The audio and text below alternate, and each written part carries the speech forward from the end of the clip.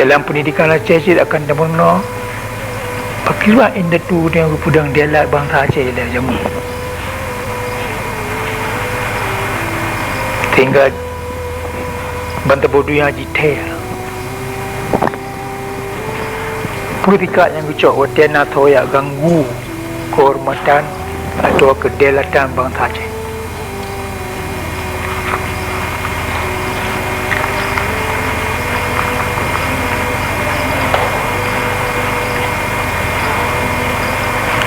Dan nibaknya tak coy berat pakibat inda tu dia pudang dialak bangsa Aceh ila di masa yang kau likut kibang kata yo kata yo yang duk ikelo yo dalam mata bonang roy di dalam kibang kata yo royo yo masa kata royo kibang dah pudang dialak bangsa Aceh jino dan uke kibang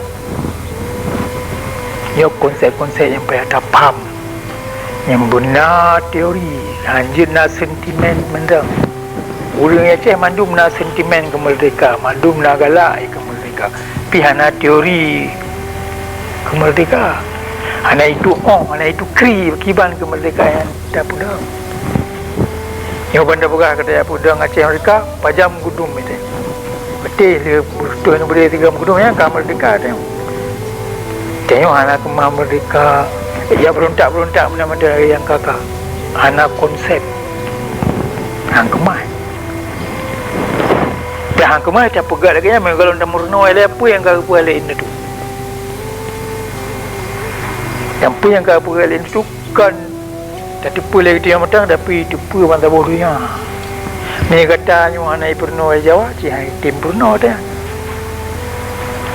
ni tim purno kaji ke kata lagi anu ini tu dia pandai nak kemaji ya